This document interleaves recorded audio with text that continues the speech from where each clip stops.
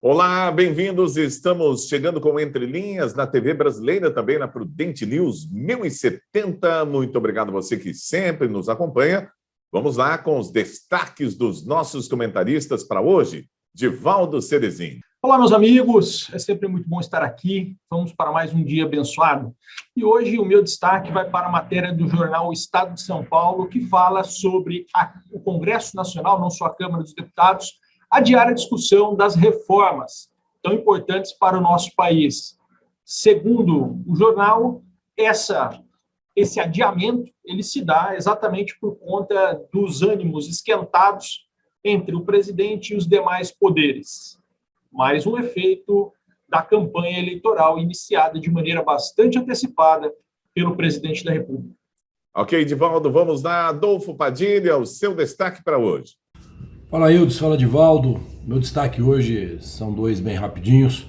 Primeiro destaque, falar da Praça 9 de Julho, né? Uma mudança, um detalhe. Você vê como ela já está se transformando. E vai ficar muito melhor ainda. É uma equipe realmente com união de forças, que o prefeito Ed Thomas está conseguindo, aos poucos, diante da grande dificuldade financeira, diante da pandemia aí que pegou todo mundo, vai recolocando as coisas no lugar com muita dificuldade, mas está conseguindo avançar e avançar de uma forma serena, tranquila, sem muitas despesas e equilibrando as ações que o governo tem que fazer, que são imediatas e tem que ser eficientes. E falar sobre a greve dos caminhoneiros, né? A paralisia começou ontem, hoje já desfez uma boa parte da manifestação dos caminhoneiros. O presidente Bolsonaro se colocou através de um áudio no WhatsApp para que as ações não fossem feitas desta forma. O ministro Tarcísio, que tem muito reconhecimento dos caminhoneiros, participa dos grupos de WhatsApp, fez um vídeo. Mas eu chamo a atenção jornalisticamente para um fato. Estaria a causa ficando maior do que a criatura? Estaria os brasileiros já injetados de patriotismo, querendo tomar as rédeas de algumas ações? É uma coisa para a gente pensar, né? É uma coisa para a gente refletir. Enquanto isso, o jornalista Eustáquio foi de novo solicitado a prisão dele pelo Alexandre de Moraes.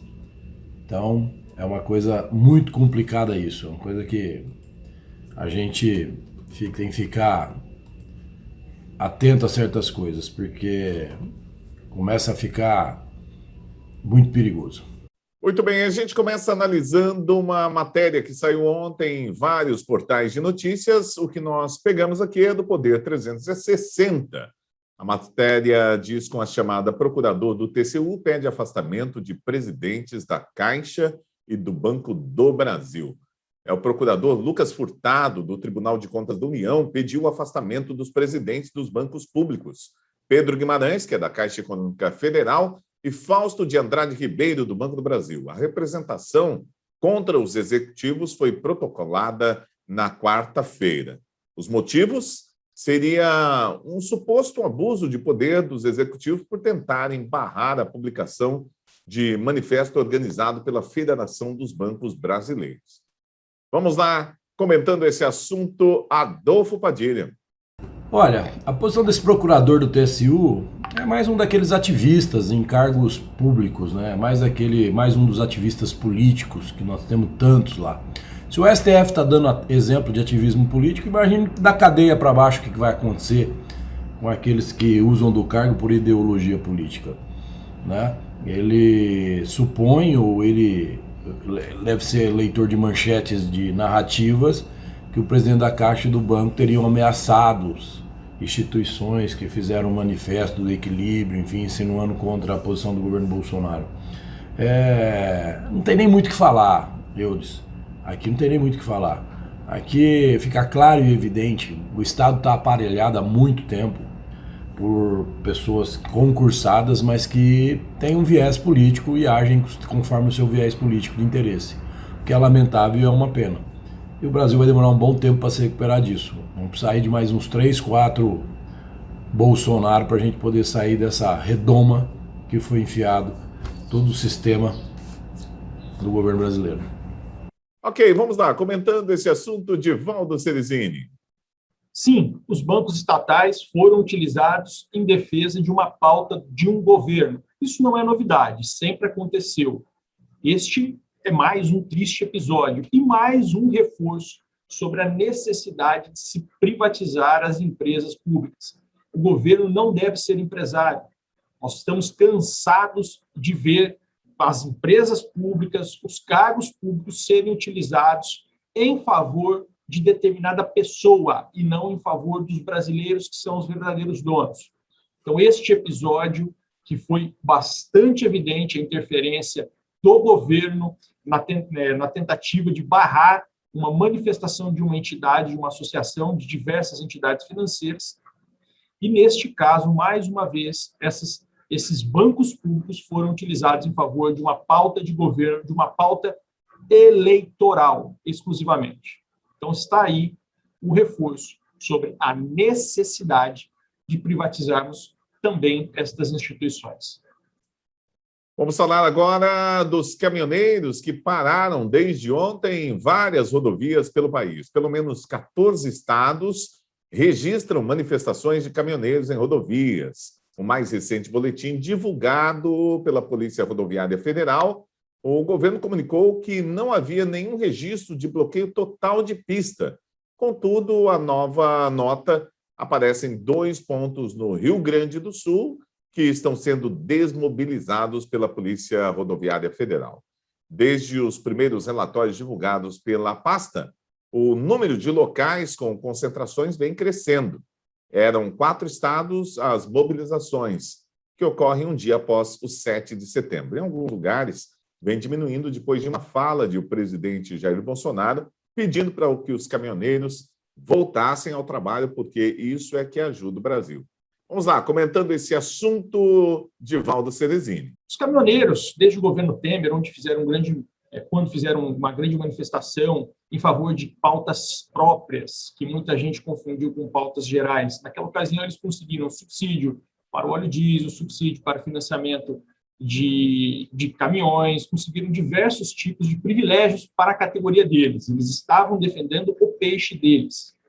E muita gente acabou apoiando, acreditando que isso serviria também para o restante da população. Não serviu. Nesta ocasião, ainda não está clara qual é a pauta dessas pessoas. O fato é que, se é o apoio à iniciativa do presidente daqueles atos que aconteceram no dia 7 de setembro, me parece que o presidente não está disposto a esse tipo de apoio. Afinal, ele mesmo já pediu que o pessoal libere as estradas onde fizeram os bloqueios e que a coisa volte a andar.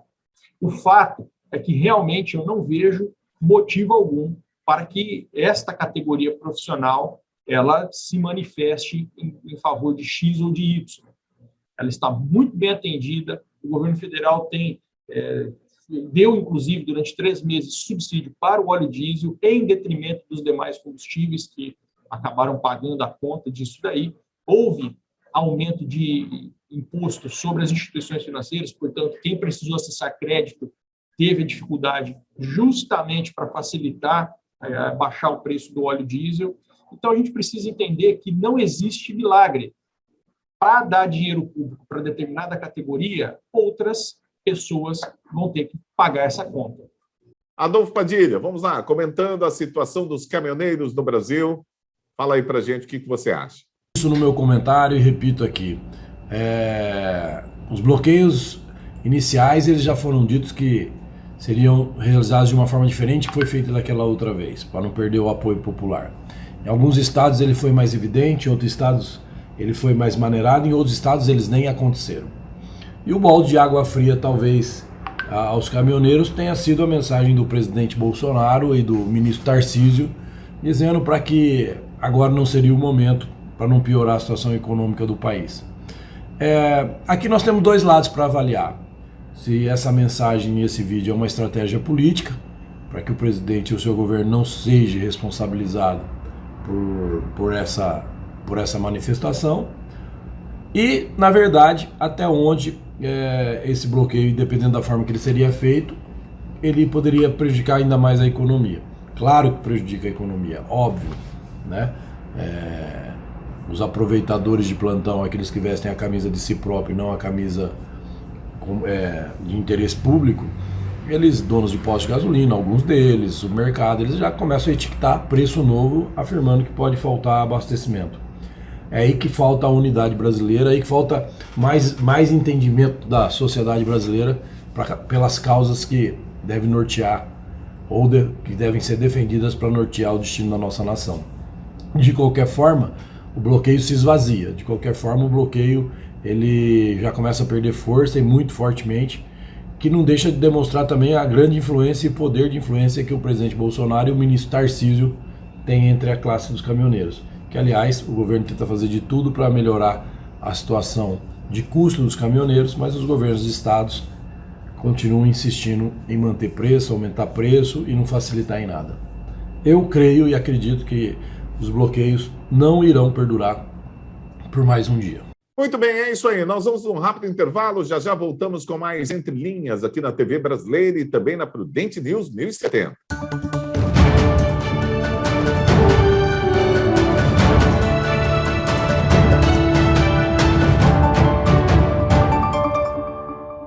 Olá, já estamos de volta aqui na Prudente News 1070. Adolfo Padilha e Divaldo Cerezini, os nossos comentaristas convidados, comentando aqui os principais assuntos de hoje.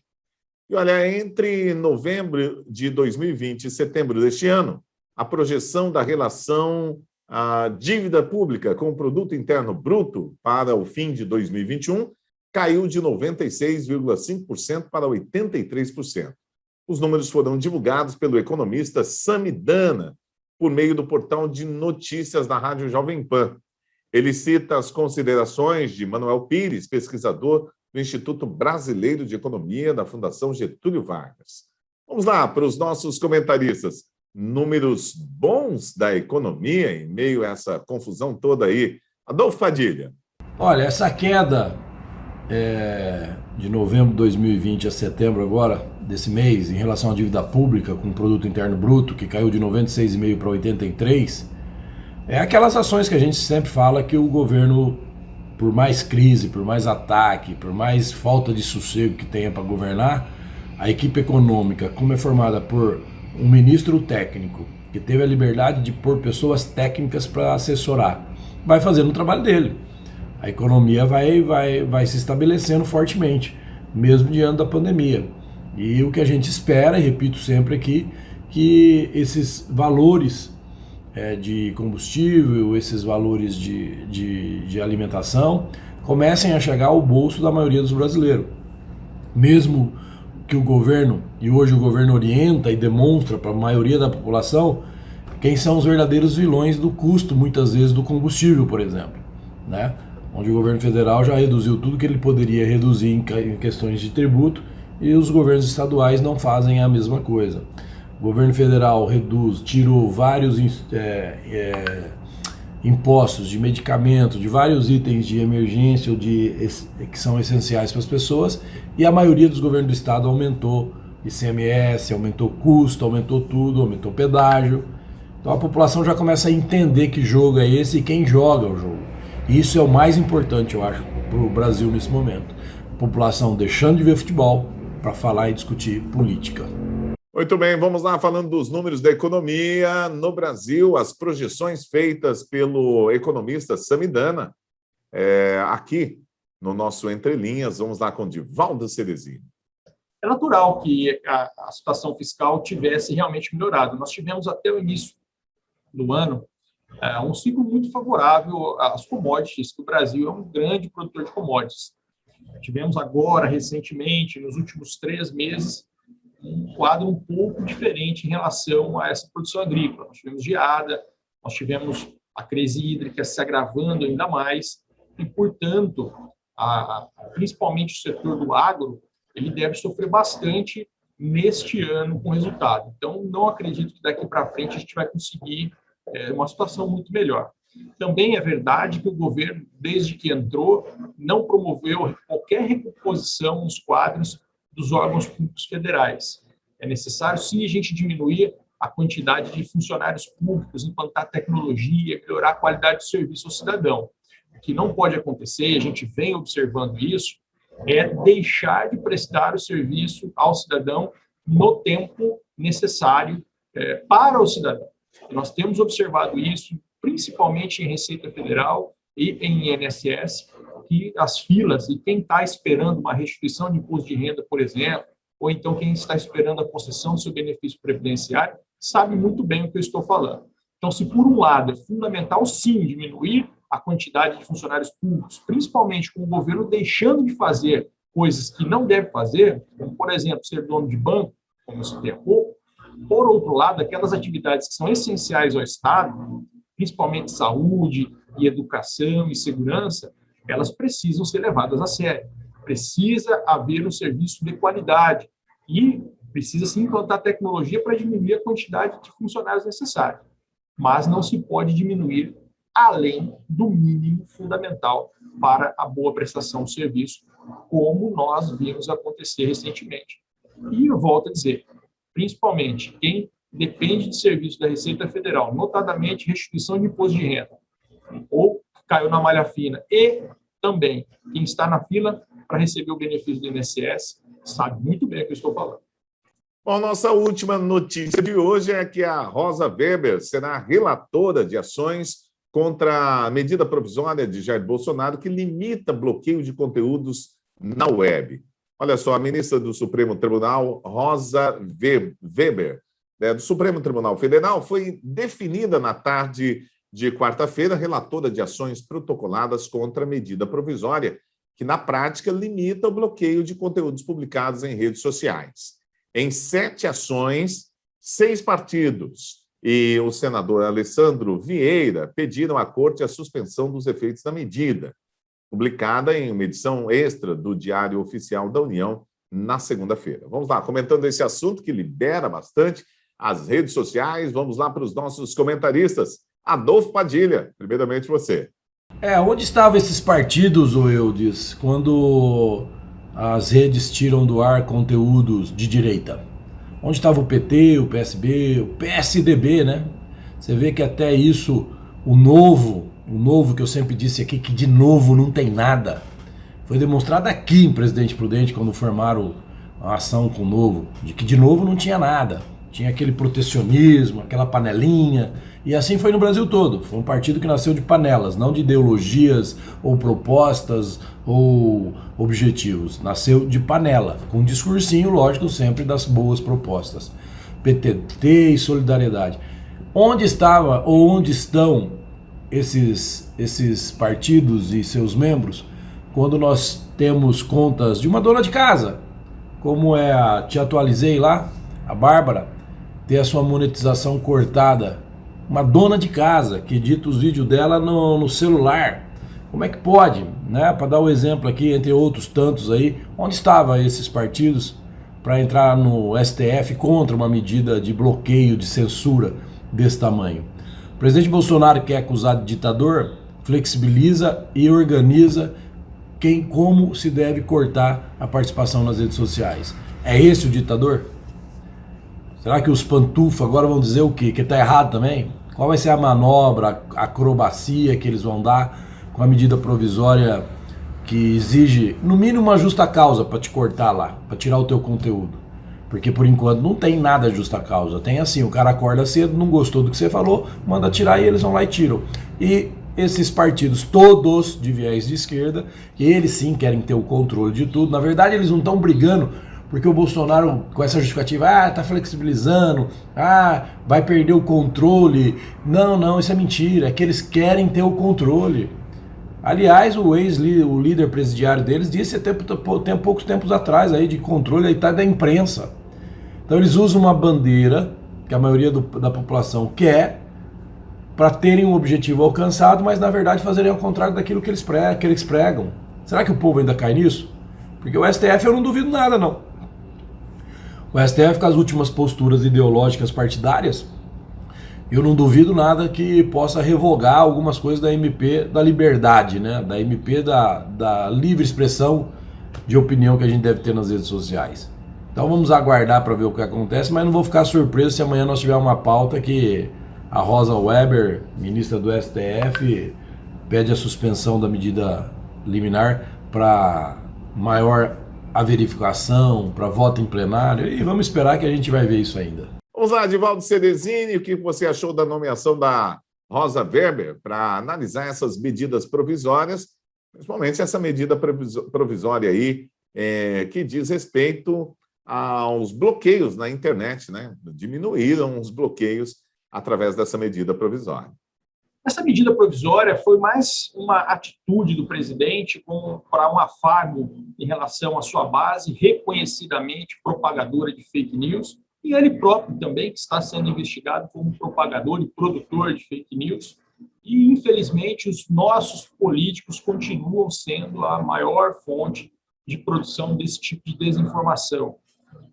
E, portanto, Bolsonaro, na minha opinião, legisla em causa própria, né?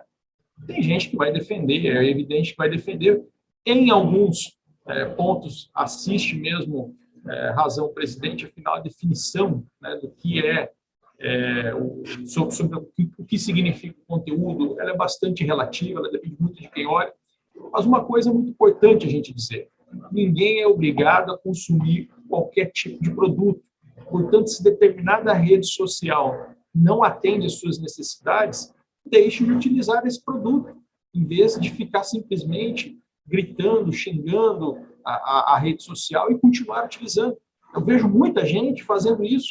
Vou citar aqui o Facebook, que é o principal rede que sofre esse tipo de ataque.